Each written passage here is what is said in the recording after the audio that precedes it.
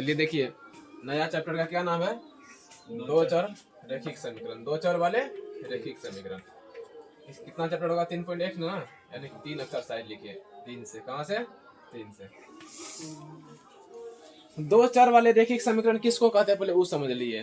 कहेंगे वैसा समीकरण जिसमें दो चर हो, उसे क्या कहेंगे? दो चर वाले रैखिक समीकरण कहेंगे। दो चर का मतलब यहाँ देखिए, दो चर वाले रैखिक यानी समीकरण का व्यापक रूप क्या होता है? बोलिए ए एक्स प्लस में बी वाई प्लस में सी। एक्स एक चर हो गया, वाई भी क्या हो गया? बोलिए एक चर। कितना चर होगा? बोलिए दो चर। अगर कोई कहेंगे कि दो चर रैखिक समीकरण किसे कहेंगे? कहेंगे वैसा समीकरण जिसमें दो चर हो, वैसा समीकरण जिसमें दो चर हो उसे दो चर वाले रैखिक समीकरण कहेंगे। जैसे मैं कह देंगे ए एक्स प्लस में बी वाई प्लस में सी बराबर 0, है ना? इतना हो गया। अभी देखिए ये अनुपातों की तुलना, ग्राफीय निरूपण, बीजगणितीय निरूपण और संगत असंगत है कि नहीं है, इसमें हम क्रमांक संख्या 1 है। आप लोगों को पढ़ाए थे A1 बटे में A2 बराबर नहीं B1 बटे B2। तो बोलिए क्या होगी? प्रतिच्छेद करेगी, करेगी नहीं करेगी? बोलिए ये प्रतिच्छेद करेगी, प्रतिच्छेद करेगी। प्लस में बीजगणितीय निरूपण, बोलिए क्या होगा? एक हल होगा कि एक से अनेक हल होगा कि अद्वितीय होगा? क्या होगा? वही ना। अगर प्रतिच्छेद करती है तो बोलिए प्रतिच्छेद करने का मतलब कितना? यहाँ समझिए सभी, आप लोगों को बताए थे। मान लीजिए एक इधर से लाइन आ रहा है, एक इधर से लाइन आ रहा है। बोलिए प्रतिच्छेद क्या नहीं किया? प्रतिच्छेद कितना जगह किया? बोलिए एक जगह पे, दो जगह पे? एक जगह पे। कितना हल होगा? बोलिए केवल एक हल, केवल एक हल। आसान है ना जी? जब एक हल है तो बोलिए ये दोनों लाइन मिला कि नहीं मिला? मिला। ई भी इधर से आया, ई भी इधर से आया। बोलिए दोनों में दोस्ती है तब ना मिला। संगत है। क्या बोलिए में? दोनों में संगति है। जब संगत है तो कहेंगे संगत हो, संगति है तो क्या कहेंगे? बोलिए संगत है, संगति है तो संगत है। 2 नंबर लिखिए, अब समझते जाइएगा। A1 बाय A2 बराबर B1 बाय B2 बराबर C1 बाय C2। बोलिएगा तीनों बराबर है तो क्या होता है? संपाती। तीनों बराबर हो तो क्या होगा? बोलिए संपाती। तीनों बराबर है तो क्या होगा? बोलिए संपाती। संस्व पाक तदर्की का संपाती। अभी संपाती का मतलब समझिए, क्या बोले थे? बोलिए एक ही लाइन पे लाइन, लाइने पे लाइन, तो बोलिए क्या होगा? संपाती होगा कि नहीं होगा? बोलिए इस लाइने पे लाइन है तो बोलिए सब जगह मिल रहा है कि एक जगह मिल रहा है? यानी अनेक जगह मिल रहा है। कितना जगह मिल रहा है? अनेक जगह। तो क्या होगा? बोलिए अनेक हल। क्या होगा? बोलिए अनेक हल होगा, अनेक हल। अब बोलिए जब ये दोनों लाइन मिला कि नहीं मिला? बोलिए जब मिला, दोनों लाइन मिला है ना? बोलिए एक बार पहले खींचे थे फिर इसी पे खींचे तो दोनों मिला ना? मिला है तो बोलिए संगति है ना दोनों में? संगति से क्या होगा? संगत। संगति से क्या होगा? संगत। 3 नंबर में बोलिए क्या था? A1 बाय A2 बराबर B1 बाय B2 बराबर नहीं C1 बाय C2। समझे कि नहीं समझे? अगर इसका हम कहेंगे क्या कहिएगा? बोलिए परिचित हुआ, संपाती हुआ, और क्या होगा? समांतर। और क्या होगा? समांतर। तो समांतर लिखिएगा। जब समांतर होगा, समांतर क्या बोले थे? ई भी लाइन है, ई भी लाइन है। बोलिए समांतर जा रहा है ना? जब समांतर जा रहा है तो बोलिए कहीं मिल रहा है? नहीं। कहीं मिल नहीं रहा है? नहीं। अगर कहीं नहीं मिला तो बोलिए कितना हल? कोई हल नहीं? हल कोई हल नहीं, कोई हल, इसका कोई हल नहीं। जब कोई हल नहीं, बोलिए लाइन दोनों लाइन कहीं मिलेगा? जब नहीं मिलेगा तो क्या दोस्ती है इसमें? नहीं दोस्ती तो नहीं संगति। तो क्या होगा? बोलिए संगति ही नहीं है तो क्या होगा? असंगत होगा। क्या होगा? असंगत होगा। बस इतना है, ट्रिक के साथ याद कीजिए, याद होगा।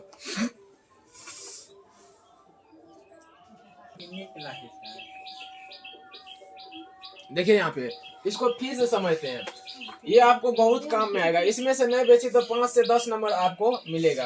अगर ये जिसको ये पूरा याद हो गया, समझ गए, 5 से 10 नंबर रखा हुआ है ना, एक नंबर हो या सब्जेक्टिव कुछ में भी आ सकता है। बोलिए A1 बाय A2 बराबर नहीं B1 बटा B2। बोलिए क्या करेगी? प्रतिच्छेद करेगी। क्या करेगी?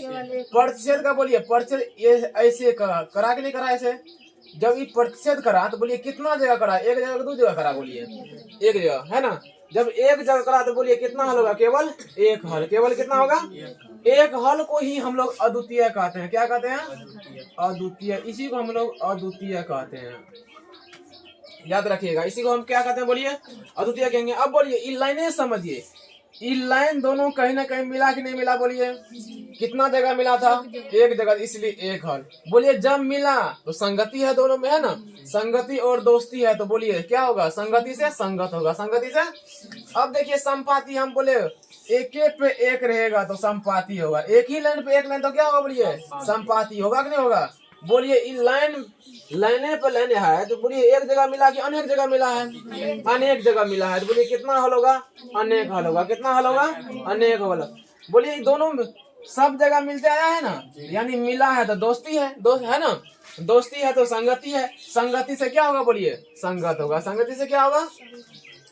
अब है A1/A2 बराबर B1/B2 बराबर नहीं C1/C2। बोलिए कि इसका क्या नियम है, समांतर, क्या है, बोलिए समांतर रेखा। अभी तुरंत बता ही दिए थे, ऐसे ऐसे समांतर है। बोलिए ये कहीं मिलेगा, कहीं नहीं मिलेगा तो कोई हल नहीं, कहीं नहीं मिलेगा तो, जब इसमें दोस्ती है ही नहीं तो बोलिए संगत कि असंगत, असंगत, बस इतना ही है। इसको समझ गए, याद करने की कोई जरूरत नहीं है, ना जरूरत। अब देखिए हम लोग चैप्टर में चलते हैं।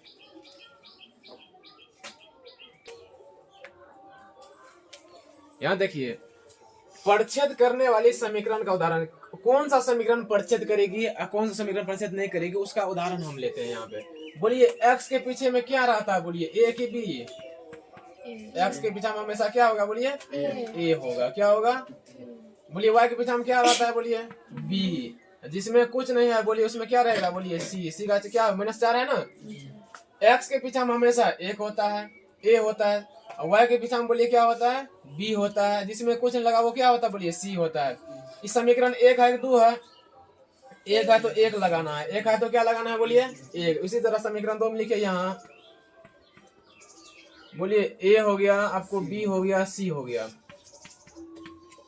बोलिए x के पीछे में a होता है, कितना है, 5 है, y के पीछे में बोलिए b होता है, क्या है, -3 है, जिसमें कुछ नहीं लगा वो c होता है। c का मतलब कितना है, 6, c का मतलब कितना है, 6 है ना। यहाँ तक निकालने हो जाएगा सबको। अभी देखिए क्या कहा, परिच्छेद करने वाली समीकरण, किसके लिए, परिच्छेद करने के लिए, है ना। कहेंगे तो प्रतिच्छेद करने के नियम से, परिच्छेद करने का नियम क्या था, बोलिए A1/A2 बराबर नहीं B1/B2, ठीक है कि नहीं है, बोलिए। अभी बोलिए यहाँ पे a का मान A1 कितना है, बोलिए 2 है, बटा तो बटा, नीचे ही करके लिखिए, है ना, नीचे करके लिखते हैं। बोलिए A1 कितना है, 2 है तो 2 है। बोलिए अब क्या है, A2 है ना, A2 कितना है, बोलिए 5, बराबर तो बराबर। B1 कितना है, बोलिए 3। बोलिए ये कितना है, -3। क्या ये आपको बराबर लग रहा है, नहीं, बराबर नहीं है जी, दोनों बराबर के बराबर नहीं है, बराबर नहीं है। जब बराबर नहीं है, यहाँ पे 2, हाँ बहुत बढ़िया, ठीक है ना। अब देखिए हम सूत्र क्या है, परिच्छेद करने का नियम से क्या है, बोलिए A1/A2 बराबर नहीं B1/B2। A1 खोजिए कितना है, 2, तो 2 रख दिए, बटा तो बटा, A2 बोलिए कितना है, 5, तो 5 रख दिए।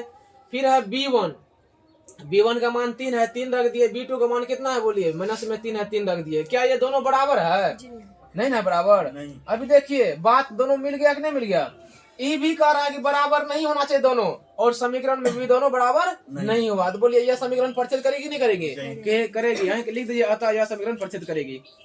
अतः यह समीकरण, जगह नीचे हम नहीं हुआ है इसलिए हम ऊपर लिख रहे हैं। अतः यह समीकरण युग्म प्रतिच्छेद करेगी।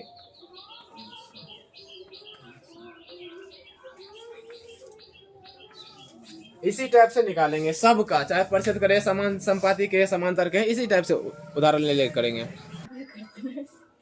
चलिए अब का है संपाति करने वाली समीकरण का उदाहरण, है ना। इससे पहले परिच्छेद का देख लिए थे, अब संपाति का देखेंगे। बोलिए यहाँ पे निकालिए A1 A2 B1 B2। यहाँ बोलिए ये क्या x के पीछे क्या होता है, a होता है, तो कितना होगा 3। y के पीछे क्या होगा बोलिए b, तो b का मान कितना है बोलिए 10।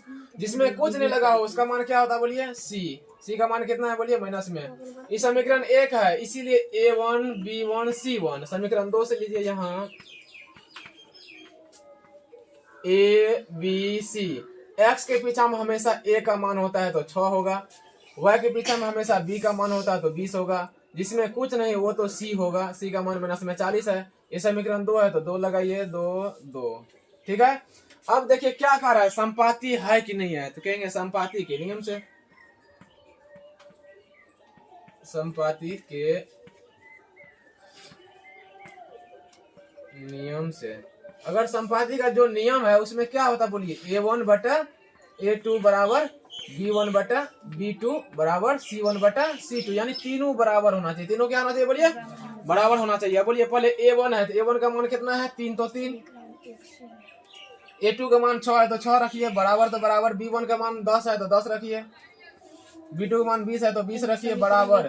C1 का मान बोलिए कितना है माइनस में 20 है, और C2 का मान माइनस में 40 है। अब देखिए इसको काट के देखिएगा कितना आएगा बोलिए, काटने के बाद, काटने के बाद आएगा आपको 1/2 बराबर, फिर 1/2 बराबर, फिर 1/2। बोलिए तीनों बराबर है कि नहीं है बोलिए, तीनों बराबर है। समीकरण 2 है ना, कोई दिक्कत नहीं जी। देखिए तीनों बराबर है कि नहीं है बोलिए, तीनों बराबर आया। जब भी तीनों बराबर होगा तो बोलिए कौन नियम लगेगा बोलिए, संपाती। कौन नियम लगेगा, संपाती। कौन नियम लगेगा, तो इस अतः यह समीकरण युग्म संपाती होंगे। देखिए जो यहाँ पे कह रहा नियम कह रहा है तीनों बराबर होना चाहिए, और समीकरण भी क्या बोला बोलिए, तीनों बराबर है। कहा कि नहीं कहा बोलिए, हम यहाँ से कह दिए वहां दुकान होगा, आप गए वहां पे वो दुकान है, तो बात मिला कि नहीं मिला बोलिए, बात मिल गया, इसका मतलब सही है। तो यही संपाती का नियम है।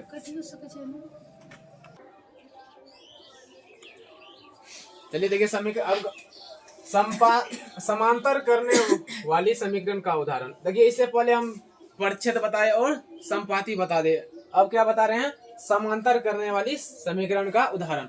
अब देखिए समांतर रेखाएं कौन होगी कौन नहीं होगी, उसके लिए हम यहाँ समझते हैं। यहाँ 3x प्लस में 10 y माइनस में 30 है, 6x प्लस में 20 y माइनस में 40, समीकरण 2 है ये। यहाँ देखिए क्या क्या देवा, x के पीछे में हमेशा क्या होता है बोलिए a का मान कितना है 3, y के पीछे हमेशा b होता है कितना है 10, जिसमें कुछ नहीं लगा है उसमें बोलिए c। एक बात ध्यान रखिएगा, तीनों पार्टी एक ही साइड होना चाहिए, यानी बराबर के इधर बराबर के बाद जीरो भी कर देंगे तो कोई दिक्कत नहीं, लेकिन हमेशा बराबर से हमेशा तीनों एक ही साइड होना चाहिए। जब भी आप समांतर संपाती और परिच्छेद निकालेंगे तो तीनों पार्टी एक ही साइड होना चाहिए, एक्स वाला भी वाई वाला भी, और यानी बिना एक्स वाई वाला भी, तीनों एक ही साइड रहना चाहिए। अभी देखिए इसमें x के पीछा में a होता है, a का मान कितना है 6, y के पीछा में बोलिए b होता है, b का मान कितना है 20, इसका c का मान माइनस में 40 है। अब क्या नियम है बोलिए, समांतर रेखाएं के नियम से। अगर समांतर रेखा के नियम क्या होता है बोलिए, a1 बटा a2 बराबर b1 बटा b2 बराबर नहीं c1 बटा c2, ये बराबर नहीं होगा है ना। जब ये बराबर नहीं होगा तो अब बोलिए बैठाते हैं इसमें, ये पहले है 3 तो 3/6, ध्यान दो b1 बटा b2, देखो यहाँ पे b1 का मान 10 है, b2 का मान क्या है 20 है, तो 10/20 ये सही है। अब बोलिए बराबर, ये कारक बराबर नहीं होना चाहिए, यहाँ पे कितना है बोलिए 30 है, ये कितना है बोलिए 30 है। यहाँ देखिए 30/40, यहाँ है 10/20, क्या ये दोनों बराबर है, नहीं है बराबर, नहीं है बराबर, तो क्या करेंगे चिन्ह देंगे, नहीं है बराबर। जो बात कर रहा है समीकरण वही लागू होगा, बोलिए वही लागू होता है तो क्या कहते हैं, हाँ बात सही है, यानी 1/2 कटेगा, ये भी 1/2 कट जाएगा, ये तो 0 0 कटेगा, ये माइनस माइनस कटेगा है ना, यानी बराबर क्या आ जाएगा 1/2 बराबर 1/2 बराबर नहीं 3/4, तो इतना आया। यानी कह सकते हैं अतः यह समीकरण युग्म समांतर होंगे। क्या होंगे बोलिए, समांतर होंगे, क्योंकि जो बात मिल जाए वही उसका सही उदाहरण आंसर होता है। तो ये कह रहा है कि दोनों बराबर होगा, ई बराबर नहीं होगा। तो यहाँ देखें हम ये दोनों बराबर है, लेकिन ये दोनों बराबर नहीं है, तो बात मिल गया, इसलिए क्या होगा, समांतर होगा।